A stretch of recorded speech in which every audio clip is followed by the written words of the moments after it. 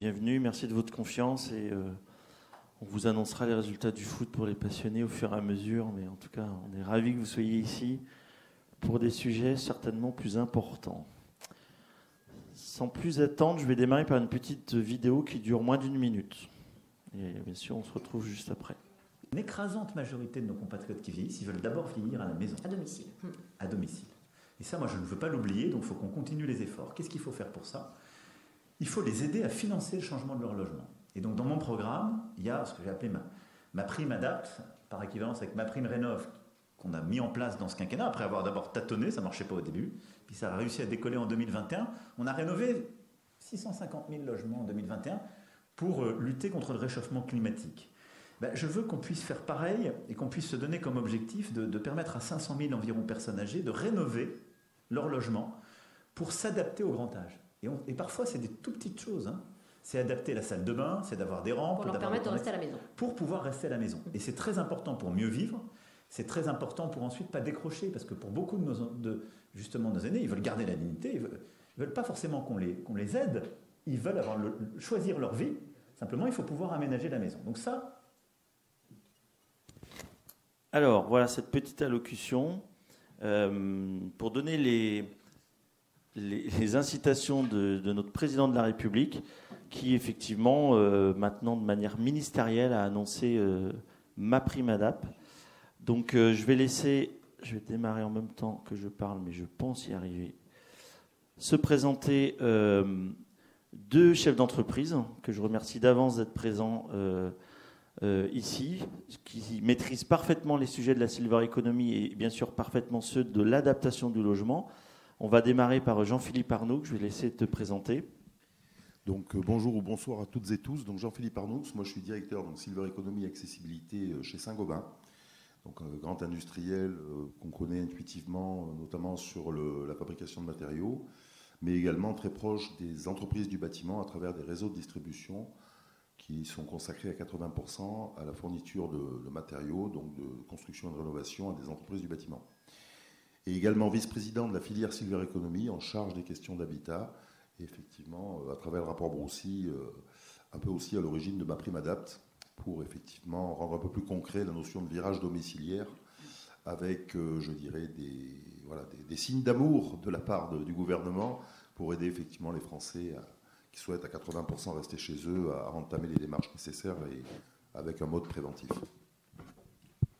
Merci Jean-Philippe. Olivier, dès que tu as trouvé un micro qui fonctionne. Ça fonctionne, non ? Non. Sinon, c'est bon, ça marche, oui. Ouais. Oui, bonjour, donc Olivier Néel. Moi, j'ai chopé le virus du service au cours de ma carrière professionnelle. Et la dernière partie de cette vie professionnelle, c'était au sein du groupe Crédit Agricole où j'ai créé l'activité autour des services à la personne que j'ai dirigée pendant 8 ans, ça, de 2006. À partir de 2006 et les 4 dernières années, j'ai occupé une fonction de coordination du groupe autour des enjeux, notamment du vieillissement. J'étais le monsieur Silver Economy du groupe Crédit Agricole.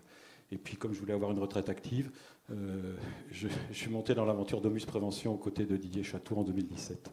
Voilà. Avec beaucoup de bonheur, j'espère. Bien sûr. Ah, super. Voilà, je me présente en quelques mots. Didier Château, donc je suis cofondateur effectivement de Général Services et Domus Prévention. J'ai quelques mandats au niveau de la Chambre de commerce où je suis référent national de la Silver. Je suis administrateur de la FEDESAP, qui est une des principales fédérations des entreprises de services à la personne. Comme Jean-Philippe, je suis vice-président de la filière Silver Eco, administrateur du Gérontopole Pays de Loire, qui est un centre d'études et de recherche sur le vieillissement. Et comme j'avais un peu de temps, je donne des cours à l'INSEC Paris en Master 2, directrice établissement de santé.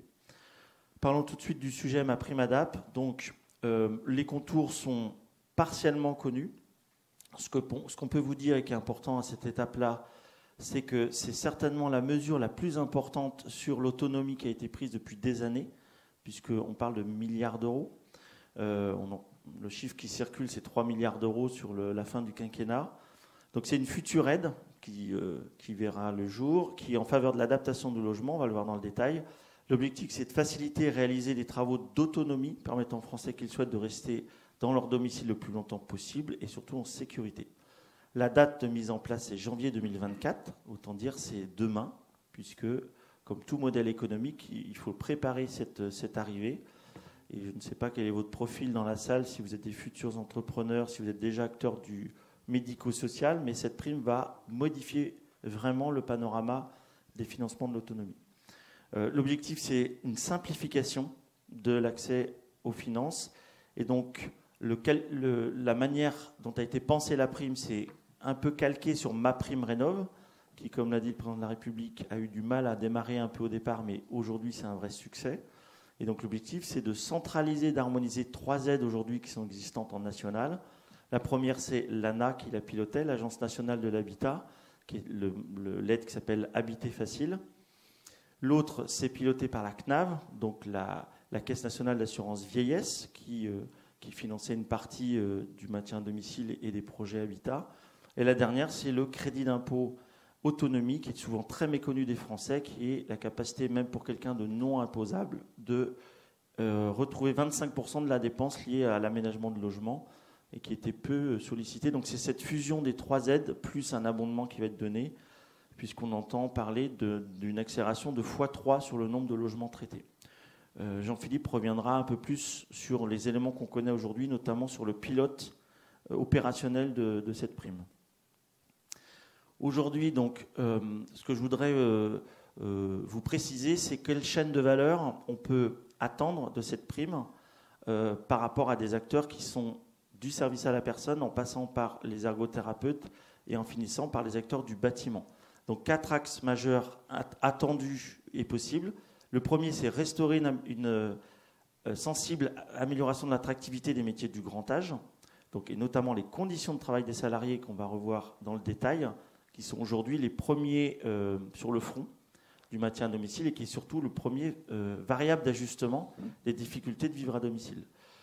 Le deuxième, c'est une limitation ou idéalement une baisse du coût du travail liée justement à ces charges sociales qui explosent, vous allez voir les chiffres, liés justement aux accidents professionnels, que ce soit des maladies ou des accidents du travail, mais aussi de l'absentéisme, puisque l'absentéisme des salariés malades ou accidentés crée un vrai problème d'organisation dans les structures.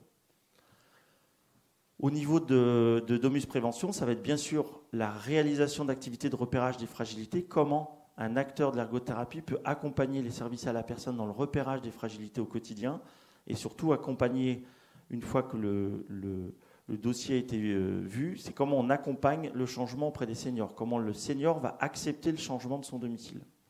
Puis le dernier, c'est le bâtiment, les professionnels du bâtiment, avec évidemment une marque très connue, Saint-Gobain, qui est un des leaders mondiaux aujourd'hui sur les produits du bâtiment. Donc c'est bien sûr la distribution, la mise en relation, mais avec une notion évidemment d'adaptation de logement, donc de qualification spécifique. On va regarder très rapidement ce schéma. On voit que globalement, 11% des actifs salariés en France travaillent dans les services à la personne, mais ils pèsent 16% des accidents du travail. Quand on regarde le taux pour 1000 salariés du secteur, donc en secteur classique, on est à 33 pour 1000 accidentés du travail, pour 51 pour 1000 dans l'aide à la personne. Donc on voit bien qu'il y a une suraccidentologie forte au niveau du domicile et de l'aide et du soin. Et puis après, il y a une ventilation qui a été faite. On voit que les hôpitaux ne sont pas épargnés, les EHPAD ne sont pas épargnés, l'aide à domicile bien sûr, et après d'une moindre mesure sur les autres activités. Un critère qui est extrêmement important pour comprendre pourquoi nos salariés sont fragiles, c'est leur âge. On a un secteur qui, pour 60%, a des salariés de plus de 45 ans, contre 37% dans l'ensemble de la France. Vous imaginez 37%, 60%.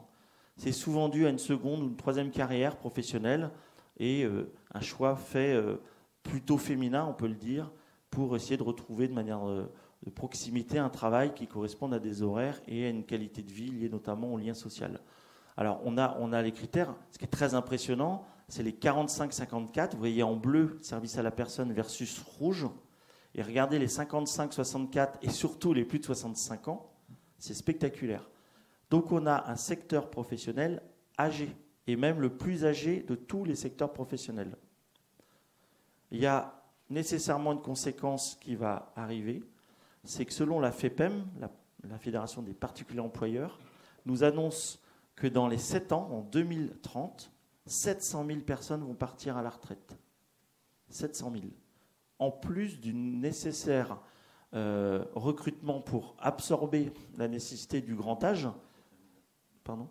Ah oui, on est sur 1 million, on peut le dire. On est sur 1 million de main-d'œuvre aujourd'hui nécessaire pour, dans les 7 ans, réussir la transition démographique. Si on regarde les maladies professionnelles, donc on voit le chiffre en vert qui est le secteur normal, et on voit le chiffre en bleu qui est l'aide à domicile, et on voit bien qu'on est 2 à 3 fois supérieur, des fois 4, à la moyenne nationale. Donc c'est très très spectaculaire, et surtout la courbe ne bouge pas. C'est-à-dire que depuis 2008, en 2016, je n'ai pas retrouvé des chiffres plus récents, mais non seulement elle ne bouge pas, mais si vous regardez la courbe, non pas des maladies, mais des accidents, il y a une explosion. On est clairement sur une courbe qui stagne pour toutes les activités. On a une explosion des accidents à domicile de nos salariés. Donc c'est un vrai sujet sociétal. Et évidemment, on va y revenir. Mais l'adaptation du logement, c'est un sujet de salariés. Ce n'est pas uniquement un sujet des habitants du logement. Si on regarde la durée moyenne des accidents du travail, encore une fois, la durée moyenne est supérieure à tous les autres secteurs. De même que la durée liée aux maladies professionnelles. Et ça ne bouge pas, et voire même ça s'aggrave. Je vous laisse regarder la typologie des accidents du travail, avec en grande partie et près de la moitié les manipulations manuelles, manutention, pardon. D'une moindre mesure, les chutes, le plein-pied, le risque routier, qui n'est pas si... Alors qu'il y a beaucoup de déplacements professionnels, finalement, le risque routier n'est pas si important. Mais en revanche, la manutention, on est clairement sur l'aide aux personnes, c'est-à-dire que le logement qui n'est pas adapté va avoir comme variable d'ajustement l'aide humaine. Et le dos, les mains, les bras de nos salariés vont être la variable d'ajustement de la perte d'autonomie régulière d'une personne âgée. Et ça, c'est plus acceptable. C'est-à-dire qu'un logement non adapté, c'est un risque social pour l'employeur, qu'il soit particulier employeur ou entreprise ou associatif. Et donc, c'est un sujet. Le lieu de vie des seniors est un lieu de travail des salariés, est un lieu de travail officiel. Donc, un lieu de travail qui n'est pas adapté, c'est un problème quasiment, non pas de qualité de vie au travail, mais on est sur l'attractivité, on est sur la dangerosité et on est sur un modèle économique. Si on regarde dans les maladies musculo-squelettiques qui sont souvent liées aux maladies professionnelles, les fameuses TMS, on est le premier secteur professionnel de France et c'est principalement les poignets et les mains qui sont touchés. Mais l'épaule n'est pas très loin. En extrapolation, si on regarde les chiffres de la CARSAT qui ont été extrapolés sur l'ensemble de la France, on est entre 900 et plus d'1 milliard d'euros de coûts uniquement sur le secteur des services à la personne. Donc quand l'État attribue 3 milliards d'euros sur 3-4 ans d'adaptation de la prime ADAP, vous comprenez qu'il y a un vrai enjeu. On ne va pas supprimer ce milliard d'euros, mais il y a bien un enjeu, parce que vous voyez que l'augmentation elle est très forte. Il y a bien un enjeu pour le gouvernement de faire un lieu de vie, un lieu de sûreté, tant pour le salarié que pour l'habitant. En 2 mots, comment la prime ADAP va pouvoir impacter positivement au-delà de la baisse de charges sociales et de l'accidentologie. Donc, l'exemple que je vais vous donner, c'est dans mon entreprise. Donc, en 2 mots, je vais vous présenter Général et Services. Donc, on est un réseau national d'agences de services à la personne avec une partie pour les actifs, une partie importante puisque plus de 50% de notre chiffre d'affaires est développé autour du maintien à domicile. L'accompagnement véhiculé, qui est un service qui est très demandé, donc ce qu'on appelle le transport à la demande. Les transports de course et livraison de médicaments. On arrive sur la notion d'habitat, et donc nous sommes courtiers en travaux depuis 23 ans, où nous mettons en relation des entreprises avec des publics plus ou moins fragiles, et tous nos agences, notamment nos franchisés, sont formés au label Handibat, et on est aujourd'hui le seul réseau de courtage travaux à être labellisé Handibat. Nous sommes le tiers de confiance entre une entreprise et une famille. Nous montons les dossiers financiers pour accompagner les familles. Donc la prime ADAP, je peux vous dire que nous, on l'attend depuis longtemps. Si on regarde la démographie, j'aime beaucoup ce graphique. En haut, vous avez une courbe démographique classique où on voit effectivement qu'il n'y a pas d'accident. On est en 1914, pas eu d'accident majeur. Si on se projette en 1954, on va voir les 2 guerres mondiales. La première qui est extrêmement violente était très brève, donc 14-18.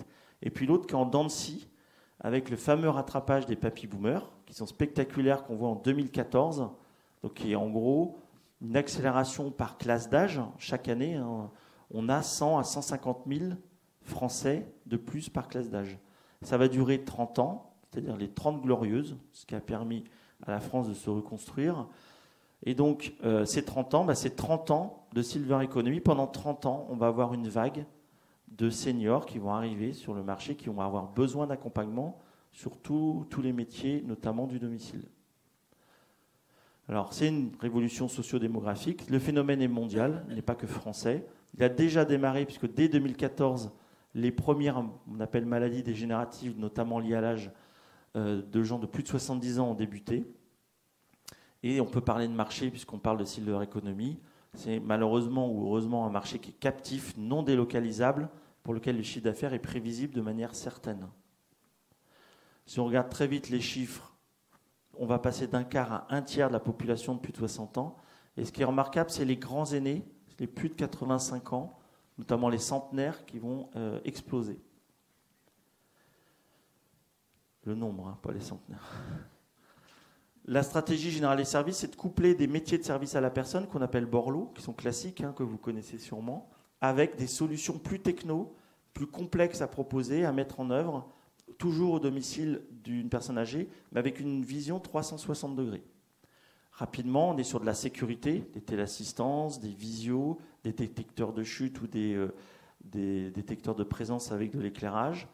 Général des Services a lancé sa propre marque de téléassistance, donc avec des montres notamment qui permettent la mobilité, et puis des consoles où on peut envoyer des SMS à sa famille et avoir des photos. En numéro 2 sur la stratégie Silver, c'est bien sûr le logement, et on va y revenir. Donc un partenariat évidemment privilégié avec Domus Prévention, mais aussi avec des acteurs des travaux. Domus reviendra sur la partie ergothérapie et rapport d'ergothérapie. Nous diffusons la tablette ardoise. On a un partenariat privilégié avec le groupe La Poste, notamment pour diffuser la vente de la tablette auprès des seniors. On teste des objets connectés en partenariat avec des groupes de pharmacie. Et enfin, nous avons un partenariat privilégié. On a la directrice générale juste devant. Merci, chère Corinne. Avec les Menus Services, qui est un réseau de franchise de repas diététiques à domicile présent dans toute la France et avec qui on collabore depuis des années. Minute de pub. Au Général des Services, c'est 23 ans d'expérience, 80 agences, 15 000 clients, 2500 salariés, 40 millions d'euros de volume d'affaires, 2 millions d'heures prestées par an, une vingtaine d'ouvertures d'agences et un taux de resignature de franchise qui me satisfait. Voilà, l'accélération est assez forte, on suit le marché et l'implantation est non seulement en métropole, mais nous sommes présents à Mayotte et depuis un mois à La Réunion. Merci pour ma présentation, j'en ai terminé et donc je regarde l'heure que je n'ai pas et je passe la parole tout de suite à Olivier qui va prendre le relais.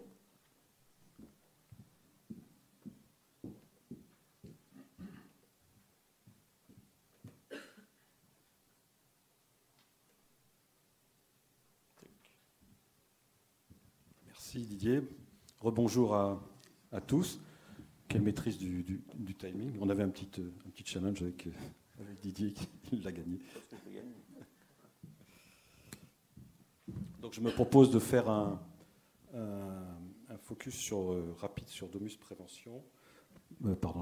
Domus Prévention pour évoquer ensuite effectivement une offre de formation qu'on appelle Sentinelle qui trouve sa légitimité particulière dans le contexte effectivement du vieillissement et dans le contexte futur de l'arrivée de MaPrimeAdapt. Avant de passer la parole à Jean-Philippe après. Alors, donc Domus Prévention a été co-créé par Didier Château en 2014. Moi, je rejoins l'aventure en 2017. Et avec un enjeu, une ambition, c'est de répondre à cet enjeu de maintien à domicile et d'adaptation effectivement des logements des personnes âgées, avec une double ambition. C'est pouvoir proposer effectivement nos services sur l'ensemble du territoire, et c'est ce qui a fait que nous avons constitué un réseau national d'ergothérapeutes libérales qui sont conventionnés avec nous, pour celles qui acceptent de travailler avec nous quand nous les missionnons. Et puis l'autre ambition, c'est d'apporter une vraie innovation sur ce sujet. Et Domus Prévention s'est créé en développant une application sur tablette, un outil digital qui s'appelle HomeDiag et qui est proposé donc à nos ergothérapeutes libérales qui sont conventionnés. Et quand nous les missionnons pour notre compte, elles utilisent sur leur tablette notre outil qui leur apporte, qui a un triple bénéfice, notamment pour elles d'avoir une approche et une pratique professionnelle avec des outils et des fonctionnalités très efficaces. Pour la personne âgée aussi, il y a un certain nombre de bénéfices intéressants, notamment l'application embarque de la réalité augmentée, ce qui permet à la personne âgée, de la part de l'ergothérapeute, de visualiser rapidement, enfin instantanément, l'implantation de l'aide technique ou l'aménagement de la salle de bain telle qu'elle est prévue ou préconisée par l'ergothérapeute. Et ça, c'est extrêmement intéressant parce que ça permet de lever en partie, pas en totalité, les freins que peuvent rencontrer les personnes âgées dans l'acceptation de l'adaptation de leur logement. Voilà. Donc voilà sur cette double ambition. Donc Domus Prévention a démarré avec non, c'est pas ça, je me suis bourré de sens. Je ne vais pas y arriver. Voilà, j'y retourne. Donc voilà notre équipe qui est légère et qui est. Donc l'entreprise est basée à Angers et nous avons au back-office des ergothérapeutes référentes, dont voici la responsable, et puis au niveau marketing et chargé de projet, une autre personne qui, notamment, est en relation avec les départements pour tous les dossiers de conférences des financeurs auxquels nous répondons. Alors, Domus Prévention a démarré dans une approche individuelle et donc bien sûr pour proposer des diagnostics au domicile des personnes âgées, et cela à partir de 2016. L'entreprise a été créée en 2014 et le temps de développer l'application et de la tester et de la recetter. Donc on a été opérationnel à partir de 2016 et également on a rapidement complété notre offre de services au-delà de l'approche individuelle avec une approche collective qui était réclamée notamment par les départements, avec des ateliers bienveillants à domicile qui sont des ateliers animés par nos ergothérapeutes et qui visent effectivement à sensibiliser les personnes âgées au risque de chute et aux possibilités d'aménagement de leur domicile. Voilà. Et puis, qu'est-ce que tu me fabriques ? Et puis à partir de 2021, le Covid étant derrière nous, on a... pour vous donner effectivement la possibilité que nous offre notre réseau d'ergothérapeutes, on a développé une offre qui rencontre beaucoup de succès, notamment en milieu rural, qui sont des ateliers de prévention et sécurité routière. Et donc, ils s'adressent à des seniors qui ont encore notamment des véhicules et qui se sentent fragilisés. Et ce sont des ateliers qui sont co-animés par nos ergothérapeutes et un moniteur d'auto-école et qui visent à leur faire prendre conscience effectivement des impacts du vieillissement et de la baisse de leur fonction sur la conduite, sur les effets éventuels de la prise de médicaments, et puis des rafraîchissements sur effectivement les panneaux de signalisation. Donc c'est quelque chose qu'on a lancé fin 2021, début 2022, et qui rencontre beaucoup de succès auprès des départements, notamment en milieu rural. Voilà. Donc nous travaillons, Domus Prévention, principalement avec des départements dans le cadre de la conférence des financeurs. C'est sur cette base-là que nous avons démarré. Également des bailleurs sociaux. Également en sous-traitance d'un certain nombre d'acteurs comme Solia, que vous connaissez probablement, qui nous sollicitent quand ils n'ont pas la ressource ergothérapique dans les départements, dans certains départements. Voilà. Et donc, c'est également en 2021 qu'on a songé, je vous avoue que la crise du Covid ayant impacté pas mal l'activité en 2020-2021, on a eu l'occasion de se poser un certain nombre de questions sur effectivement la diversification de notre offre de services dans une démarche collective. Et c'est de ces réflexions qu'est née la formation qu'on a appelée Agent de prévention Sentinelle à partir de 2021, et qui je passe la planche, et qui vise à et qui s'inscrit dans ce contexte des seniors que vous portez, enfin qui est connu de tous, de leur souhait de rester vieillir à domicile, sachant qu'une majorité, l'immense majorité des personnes âgées, à côté de cette attente, sont soit dans l'ignorance de la possibilité effectivement d'adapter leur logement, ou en tout cas ne savent pas comment prendre le sujet, ou dans une grande proportion sont dans une situation de déni, c'est-à-dire qu'elles considèrent que leur logement est parfaitement adapté et ne présente aucun risque. Et donc, partant de là, l'enjeu, c'est effectivement que dans une démarche proactive, un tiers de confiance soit là pour, à leur domicile, pouvoir identifier, repérer les risques liés au domicile et les fragilités liées à la personne. Et ça, dans une démarche proactive, comme je l'ai dit. Et la conviction que nous partageons avec Didier, avec Général de Service, qui est un acteur de référence dans les services à la personne, services à domicile, moi qui m'ont passé effectivement d'acteurs de ce monde-là, nous sommes convaincus que dans cette responsabilité de repérage, les acteurs du domicile ont un rôle privilégié, éminent et nécessaire à jouer, puisqu'effectivement, ils connaissent les domiciles, ils ont la confiance de leurs clients, et ils doivent pouvoir jouer ce rôle de première ligne. Donc c'est dans ce contexte-là qu'on a bâti cette formation d'agent de prévention sentinelle, en ayant en tête, à terme, et maintenant c'est à court terme, la nécessité de pouvoir envisager une démultiplication ou une massification, effectivement, de ce repérage en perspective du lancement prochain de MaPrimeAdapt, c'est 1er janvier 2024. Et donc, cette formation agent de prévention sentinelle, elle est dispensée par des ergothérapeutes de notre réseau, soit en présentiel, soit en distanciel, et elle a pour but de former les acteurs de domicile au repérage des risques et des fragilités. La formation dure 3 jours.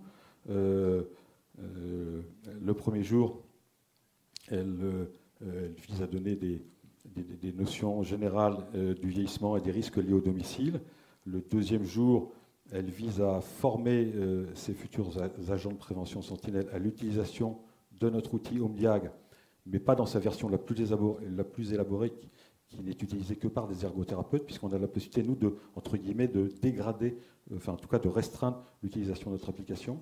Et là, le propos, c'est de les former au niveau 1 de l'utilisation de notre application, qui ne nécessite pas d'avoir une expertise du niveau de l'ergothérapeute, mais qui permet de faire un premier repérage, effectivement, des risques liés au domicile. Donc, formation au premier niveau d'utilisation de notre outil. Et puis, le troisième jour, c'est les sensibiliser, effectivement, aux risques autour de la personne liés autour de 2 sujets. C'est les problèmes de nutrition ou de dénutrition et les problèmes liés au manque ou à l'absence d'activité physique. Et donc, à l'issue de ces 3 journées, ces acteurs du domicile vont être en capacité, au-delà de leur action, si ce sont des acteurs du domicile, des auxiliaires de vie ou des responsables de secteur du monde du domicile, vont être en capacité de pouvoir au domicile repérer les risques liés au domicile et les fragilités liées à la personne. Concrètement, donc là vous avez le détail effectivement des 3 jours de formation que j'ai évoqués. Concrètement, donc cette formation agent de prévention sentinelle, elle dure 3 jours, soit 21 heures. Elle peut s'effectuer soit en présentiel, soit en distanciel, en visio, donc partout sur le territoire. Mais notre capacité d'intervention avec nos ergothérapeutes fait qu'on est majoritairement en présentiel. Et comme je vous le disais, on a effectivement beaucoup de sollicitations de la part des départements, notamment dans toute la France. Cette formation peut être prise en charge par des organismes de formation à 100%. Et puis elle s'adresse, comme je le disais, à différents publics, mais en tout cas les acteurs de services à la personne ou à domicile, donc des auxiliaires de vie, qui ont la possibilité ou l'ambition de pouvoir élargir leur champ d'intervention, des encadrants et responsables de secteur de services à la personne.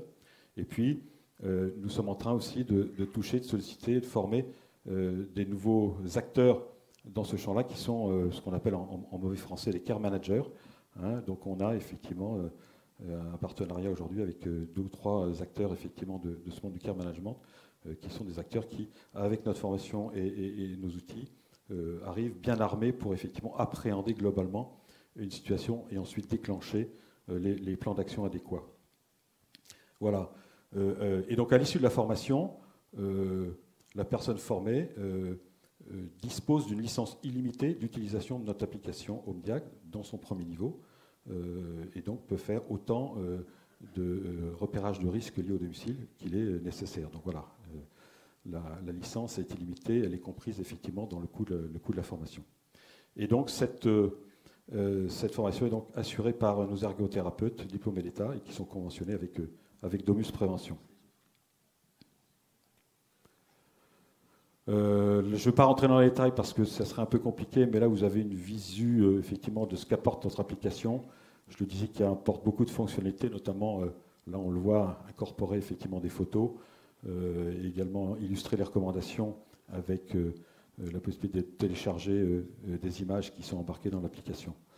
Mais je n'en rentrerai pas plus dans le détail, ce n'était pas l'objet de mon intervention.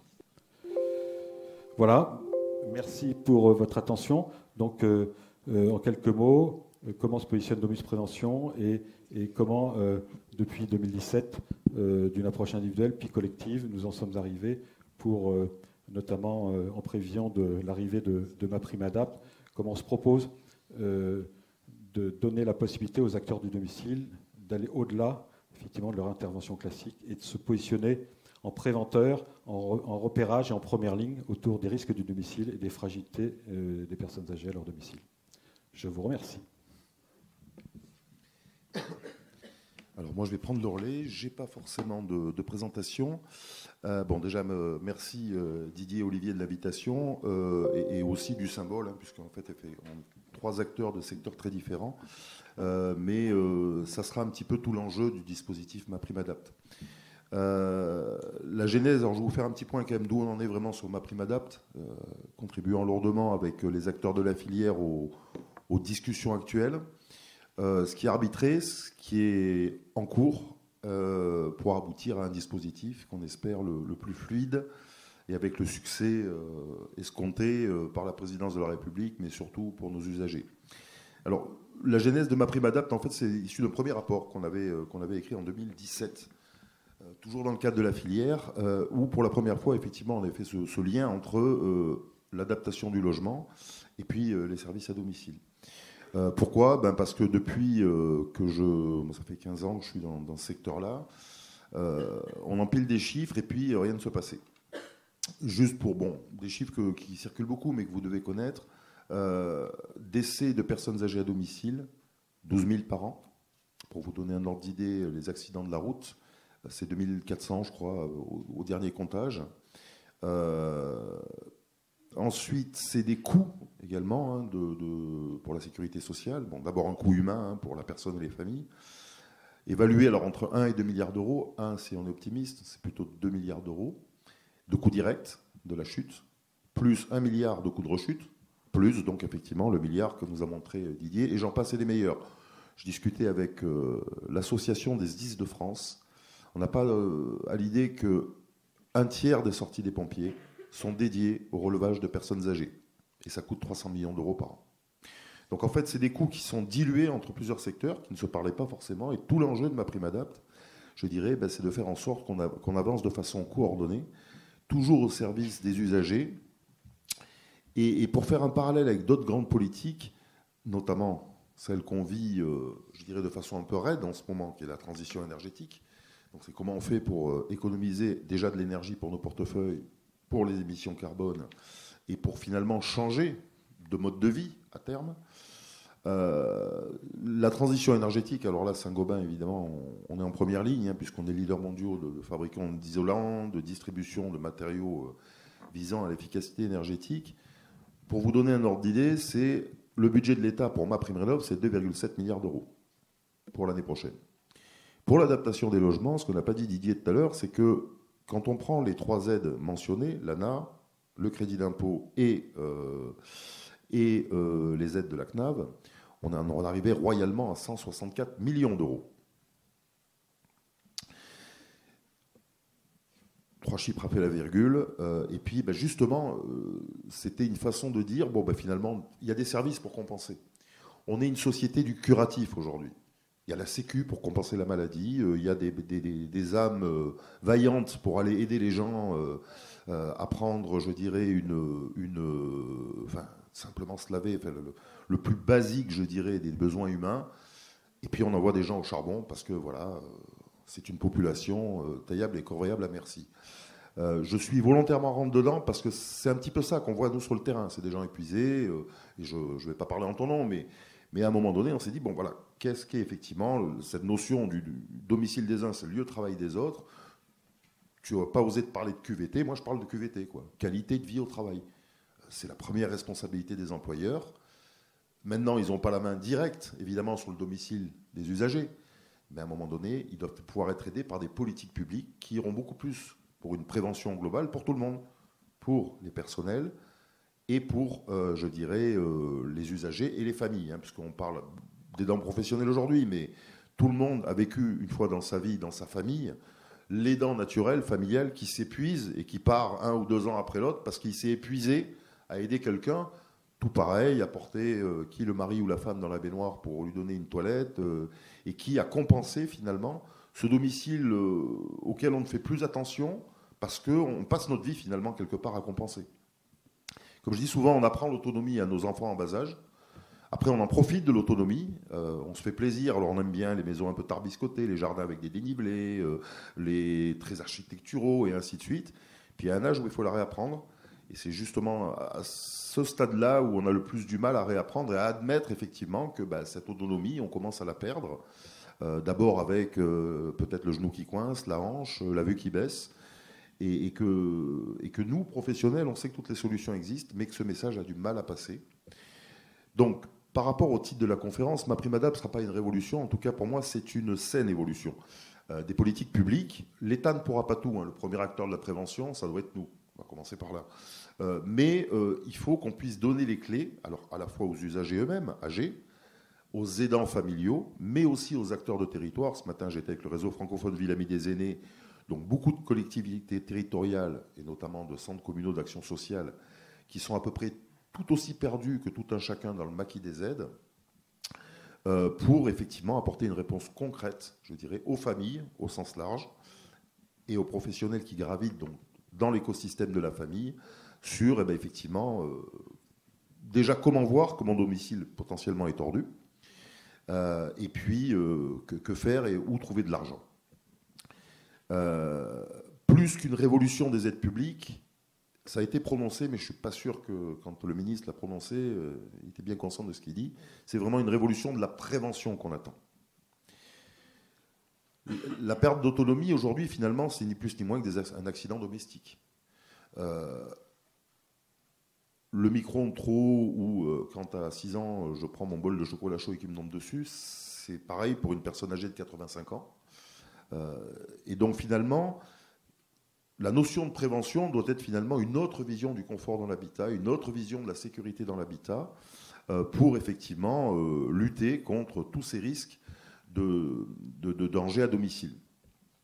Et aujourd'hui, la seule campagne de prévention des risques à domicile nationale qu'il y a eu, je crois qu'elle doit dater de 1978, plus tournée d'ailleurs vers la petite enfance, et finalement, il n'y a jamais eu de grande campagne dédiée à comment vivre à domicile en toute sécurité, en tout confort, préserver son autonomie et pas compenser la perte de son autonomie, je dirais, le plus longtemps possible.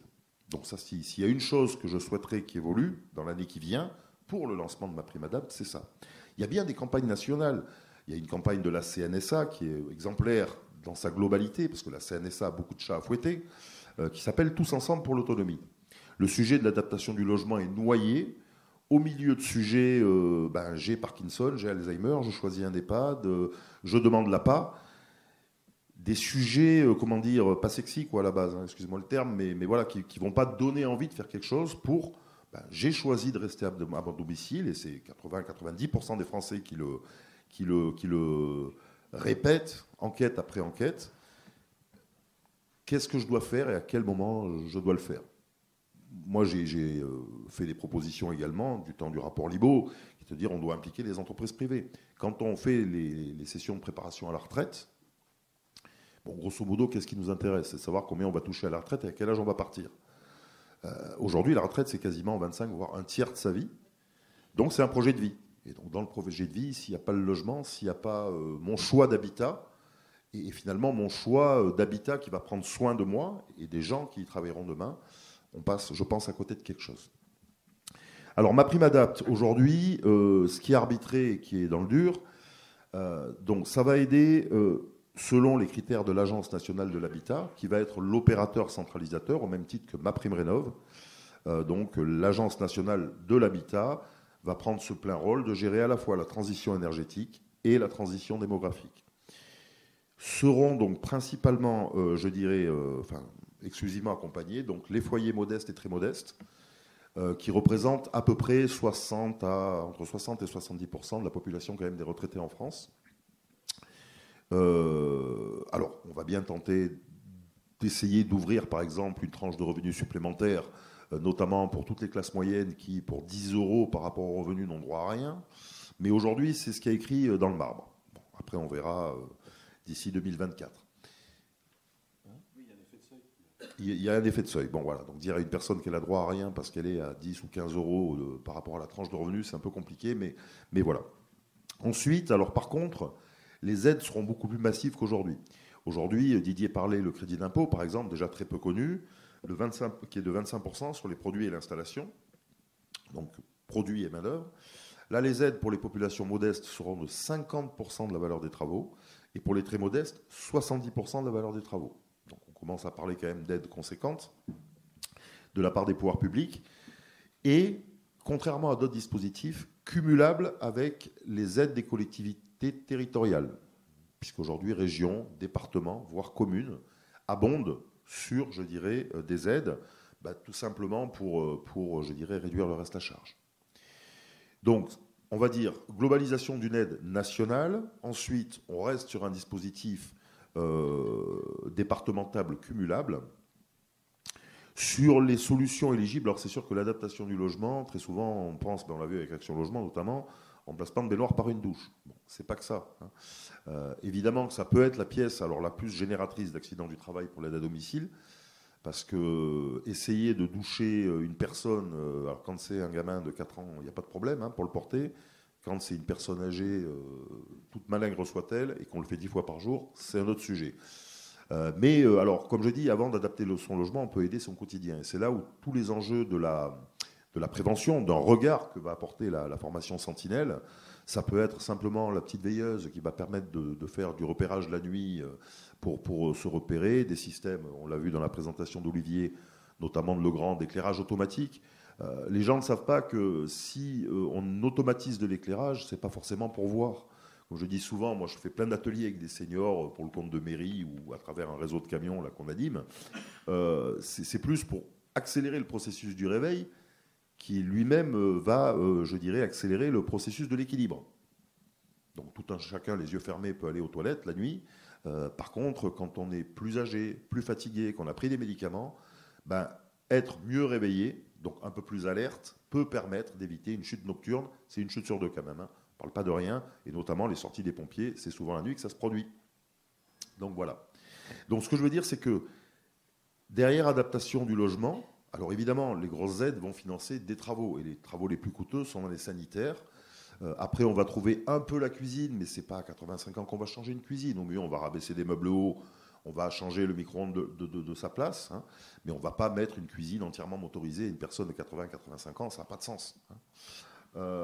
Et puis des menus travaux, comme une main courante dans un couloir, parfois changer un sol, ou simplement avoir la présence d'esprit de mettre ce qu'on appelle un réducteur de glissance, donc qui est un produit qu'on pulvérise et qui va permettre d'augmenter le niveau d'adhérence d'un sol. Voilà. Donc c'est déjà casser ce schéma et dire c'est des gros travaux. Alors en transition énergétique, oui, c'est des gros travaux. Quand on doit refaire une isolation complète, mettre une pompe à chaleur, oui, c'est des gros travaux. Pour l'adaptation du logement, on dira le panier moyen des travaux, si on va même très loin, c'est entre 8 et 12 000 € maximum. C'est déjà gros. Mais avec ça, bon, on peut déjà faire énormément. Je dirais même plutôt plus proche des 8 000 si on est cohérent et honnête que 12 000. Donc, effectivement, où on en est aujourd'hui, alors on a fait plein d'ateliers au niveau de la filière, on a rendu déjà des conclusions sur notamment la liste des travaux éligibles. Ça peut, alors, on a volontairement balayé large, mais adapter son logement, c'est automatiser son éclairage dans le jardin, où effectivement la marche qui était jolie pour accéder d'un petit jardinet à un autre avant de rentrer dans la maison, là ça devient un piège et quelque chose de dangereux avec l'âge. L'automatisation de l'éclairage, qui est un confort tout au long de sa vie, devient un élément de sécurité à partir d'un certain âge. C'est ce qu'on essaie de faire comprendre aux gens. Donc ça va, je dirais, quasiment de solutions domotiques, type le contrôle d'accès. Souvent, on explique aux gens qu'effectivement, avoir un clavier à code ou une boîte à clé, déjà, peut être un élément facilitateur, notamment de l'intervention du personnel d'aide à domicile, d'intervention des pompiers. J'ai une dame à Amiens qui me disait « j'ai mis une boîte à clé, merci », parce qu'elle avait fait plusieurs chutes. Et là, elle a pu crier le code de la boîte à clé aux pompiers. Elle me dit « ça évitera qu'il me casse la porte pour la 3e fois ». Je dis « vous voyez, c'est bien, ça vous a coûté 15 €. C'était un bon conseil. Parce qu'effectivement, on sait aussi qu'à partir d'un certain âge, il y a l'aide à domicile, il y a le portage de repas, il y a plein de choses. Il faut faciliter l'accès, mais le contrôler, pour respecter quand même l'envie de vivre chez soi, et je dirais d'être en toute sécurité. Donc, alors après, on choisit ce qu'on veut, serrure électrique, clavier à code, visiophone, interphone. Pareil aussi, on sait que les populations retraitées sont souvent les plus démarchées.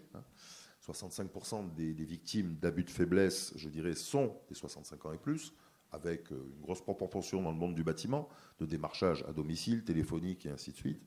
Donc effectivement, ça permet aussi potentiellement de filtrer. J'en viens à reconseiller de mettre des Judas aux portes et des chaînes aux portes pour leur dire, voilà, vous ne laissez pas rentrer, parce que sinon, vous allez avoir des requins en face de vous et vous allez être la plus armée du monde, il va repartir avec une signature. Donc, voilà.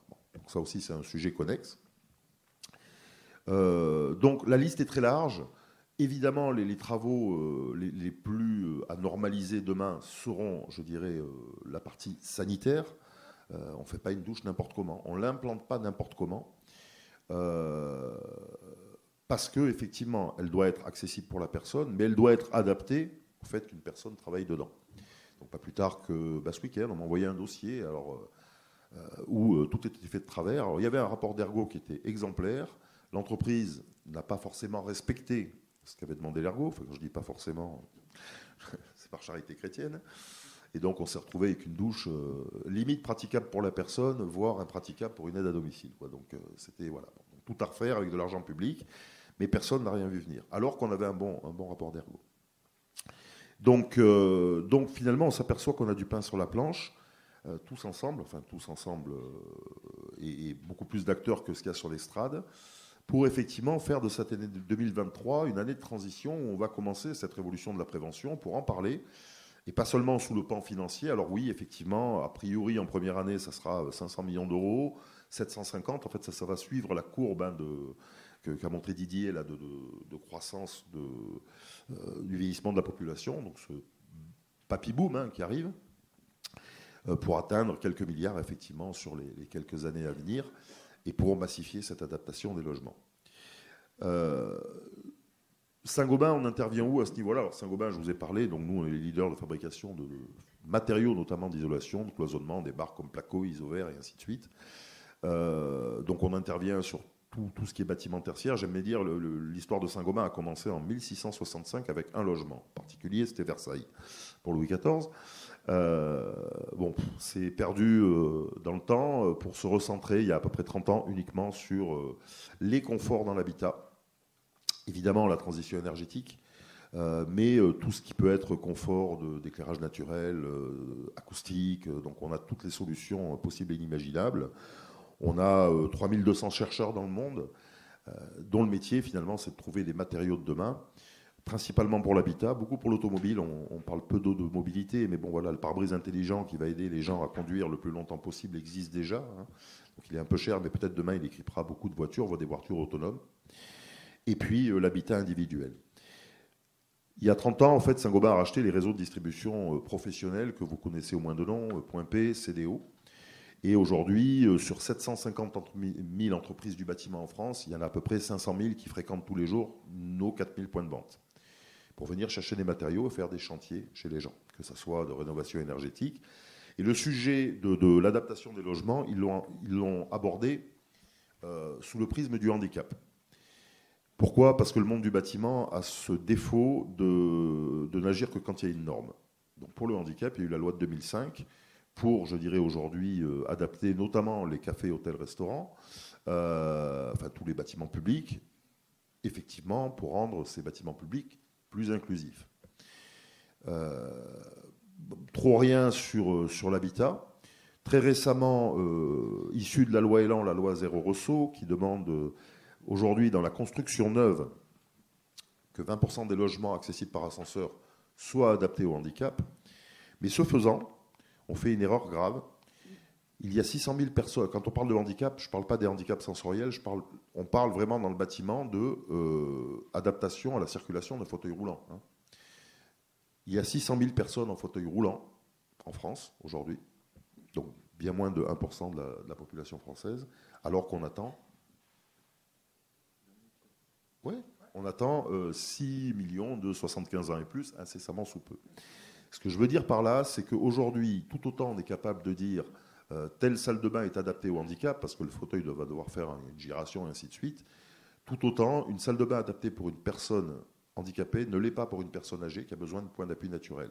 C'est juste pour expliquer toute la subtilité qu'il y aura dans l'adaptation du logement aux personnes âgées, subtilité que nous, on va avoir comme mission d'apporter avec le soutien d'acteurs comme la formation Sentinelle et Domus Prévention, à ces entreprises du bâtiment. Non, une toilette surélevée n'est pas la règle pour une personne âgée qui mesure 1,55 m. Au contraire. Hein. Mais ça, aujourd'hui, malheureusement, ils reproduisent des schémas qu'ils ont appris, des schémas rassurants parce que normés. Et demain, il faudra faire du sur-mesure avec chaque typologie, chaque personne. Évidemment, les ergothérapeutes, quand il y aura une pathologie. Dernière chose, Saint-Gobain, donc, je vous dis, il y a 90%, notre métier, c'est de livrer des matériaux et d'accompagner des entreprises du bâtiment. Donc, notamment vers les formations qui existent déjà. Aucune aide n'est conditionnée à une formation aujourd'hui, il faut le savoir. Peut-être qu'en 2024, ça le sera. Au moins un acquis de compétences. On a parlé d'Handibat, Silverbat. On avait lancé la marque Silverbat ici il y a 7 ans, avec Gabriel Desgroises, le fondateur, ou les pros de l'accessibilité de la Fédération française du bâtiment. Et ça, on commence déjà à le faire pour simplement dire à nos clients, nous, qui viennent tous les jours, allez vous former, parce qu'il s'agit d'avoir les bons matériaux et de les poser comme on doit les poser, soit en respectant un rapport d'ergothérapeute, s'il n'y en a pas, de le faire bien, ou s'il y a un doute, de se poser les bonnes questions. La deuxième chose, c'est que dans nos offres produits, on s'impose déjà des normes. Donc typiquement, dans des catalogues dédiés à l'adaptation du logement, notamment de l'enseigne CDO Envie de salle de bain, on a supprimé tous les receveurs d'un certain niveau de glissance qu'on juge pas assez, je dirais aujourd'hui, antidérapant. Ce qu'on appelle PN12, nous, on commence à 18, voire 24. Comme ça, on massifie une offre et le receveur PN24 coûte pas beaucoup plus cher qu'un PN12. Et la dernière chose, c'est des plateformes donc, de mise en relation de particuliers et de professionnels. Et c'est le seul moment, en fait, où on va s'adresser, nous, directement aux particuliers. Gros travaux, la maison Saint-Gobain. Alors là, tout type de travaux, isolation, adaptation et ainsi de suite. Adaptation depuis septembre de l'an dernier. Et on s'astreint à ne travailler qu'avec des professionnels labellisés. Et l'autre chose, alors là, on ne l'a pas créé, mais on l'a racheté, cette société, impossibilité de trouver des artisans qui, pour juste fixer une barre, un siège, faire de menus travaux. Donc là, on a racheté une boîte qui s'appelle Les Bons Artisans, ils sont 4200 et qui le font, et on n'a pas de surprise, dépannage et menus travaux. Et enfin, dernière chose, notre action, on fera peu ou pas de publicité sur le sujet. Par contre, on investit, on est mécène de beaucoup d'actions de prévention. J'ai parlé d'un réseau d'une 15aine de camions qui tournent en France, et ce n'est pas limitatif, qui sont des mini-appartements où on parle de cannes, de loupes, mais également de cuisine et de salle de bain. C'est des maisons comme la maison Happy d'Amiens, qui sont des vraies maisons qu'on a aménagées, où effectivement là on donne des ateliers qui me permettent de rester au contact direct des usagers que j'anime. Donc voilà, donc pas mal d'actions, mais qui nous permettent effectivement d'avoir ce regard à 360 degrés sur cette thématique. Alors la transition énergétique, on dépense des milliards, c'est des abus tous les jours. Là, l'histoire des pompes à chaleur, je vous donne rendez-vous dans 5-10 ans. Les gros titres des journaux, ça va être « C'était une hérésie ». Un peu comme la voiture électrique, soit dit en passant. Parce qu'aujourd'hui, mettre une pompe à chaleur sur, je dirais, un logement mal isolé, c'est comme installer un convecteur dans une grange. C'est pareil. Et avec l'augmentation du coût de l'énergie, quand on vous a dit que vous allez faire 60% d'économie, autant vous dire que là, dans 6-8 mois, vous n'aurez pas fait 60%. Hein. C'est comme les panneaux solaires, c'est comme tout ça. Jean-Philippe. Alors, vous voyez que Jean-Philippe, il n'est pas que passionnant, il est passionné. Il est passionné. Il est habité par son sujet. Alors, un jeu de mots, Donc, il est habité. juste je termine. Il est passionnant. Là, on a charge d'âme. On a charge d'âme qui sont les usagers, les familles, les professionnels et domiciles. Ce n'est pas qu'un sujet de technique du bâtiment. Là, c'est vraiment un sujet social. Et c'est comme ça qu'on veut l'aborder, en tout cas, à l'échelon d'un groupe comme Saint-Gobain, avec toutes ses ramifications. Voilà. Merci beaucoup Jean-Philippe. J'ai voulu garder 5 minutes de questions dans la salle s'il y en a. N'hésitez pas, il y a un micro qui va circuler. Vous dire que effectivement le sujet il est vaste, il est ambitieux, il va modifier sérieusement le monde de la silver economy puisque beaucoup de structures se sont lancées sur le monde de la prévention, que c'est un monde qui était peu financé et qui aujourd'hui va avoir un modèle économique qui va passer, comme le disait Jean-Philippe, du curatif au préventif. Et donc, ça va vraiment chambouler le secteur et bien avec des implications qui vont être directement ressenties par les habitants et par les salariés du secteur. Alors, est-ce qu'il y a des questions? Qui va oser se lancer? Moi, j'en ai une pour Jean-Philippe. Je m'attends au pire. Je laisse la priorité. Je m'appellerai après. Merci. Bonjour. D'abord, merci pour votre présentation. J'avais une question par rapport au public, savoir si la prime adapte, elle était aussi accessible aux locataires et aux propriétaires. Et j'avais aussi une deuxième question sur la procédure. Vous parliez des suivis des travaux. Est-ce qu'il y a une procédure spécifique avec un passage d'un ergothérapeute en amont des travaux, des devis aussi peut-être qui devrait être fourni pour validation de l'accord de la prime adapte. Voilà. Alors, vous avez raison. Donc, aujourd'hui, c'est moins d'une minute, la réponse. Ce sera pour les propriétaires occupants. Ensuite, sur l'accompagnement des usagers, vous avez raison, ça fait partie des sujets d'arbitrage. Il y aura très certainement ce qu'on appelle une assistance à maîtrise d'ouvrage pour accompagner la personne, pour monter les dossiers financiers, puisqu'il va falloir aussi récupérer des aides locales. L'obligation de l'ergothérapeute aujourd'hui n'est pas gravée dans le marbre. Est-ce que ça sera 100% d'ergothérapeutes? Alors, il y a une chose que je n'ai pas dit, c'est qu'aujourd'hui, beaucoup d'aides sont conditionnées à un état de perte d'autonomie, ce qu'on appelle le GIR, GIR 4 et moins. Là, l'aide sera décorrélée de l'état de perte d'autonomie. 70 ans en pleine forme, propriétaire de mon logement, j'y ai droit, du moment que je suis dans les conditions de ressources. Maintenant, si on veut sécuriser ça, effectivement, il faut trouver le dispositif le plus cadrant possible, mais souple, pour éviter qu'effectivement, ça soit un échec dès le départ. Donc effectivement, alors comme je dis, moi, il y a plusieurs façons. Pour un GIR 4 et moins, pour moi, il n'y a pas de débat. L'ergothérapeute doit être obligatoire. Pour une personne de 70 ans, c'est peut-être effectivement un professionnel formé sentinelle qui va pouvoir, je dirais, porter ça. Ensuite, un sujet que je porterai, c'est le contrôle dans la première année des premiers chantiers. Moi, ça fait 20 ans que je suis dessus, la douche telle que je la vois ou la salle de bain, tout de suite, je vois les erreurs. Pour pouvoir alerter l'entreprise, une fois, mais pas deux. Mais l'enjeu aussi sera vraiment cette formation de sensibiliser les entreprises à aller suivre l'une ou l'autre des formations pour avoir un minimum d'acquis de compétences. Accessoirement, ce label aussi permettra de les repérer. Aujourd'hui, moi, j'ai rencontré beaucoup de personnes âgées qui avaient l'habitude de passer par leur plombier, qui est parti à la retraite. Elles n'ont plus de plombier et elles ont peur de se faire arnaquer. Et souvent, malheureusement, elles se le font parce qu'elles ont reçu 12 000 pubs à la télé. Et en regardant les chiffres et les lettres, elles ont vu 4 pubs à la télé. Et puis à la fin, elles ont 5 devis, tous plus délirants les uns que les autres, qui ne verront jamais la queue d'un ergothérapeute. Et on part à la catastrophe. Action Logement, ça a été ça. 500 millions d'euros, dont 300, à mon avis, sont bons à jeter à la poubelle. Donc c'est comment mieux encadrer, mieux accompagner, mais sans complètement bloquer le système. Je rappelle que l'objectif de MaPrimeAdapt', c'est de faire gagner du temps aux gens, donc, notamment sur l'instruction du dossier en amont des aides nationales.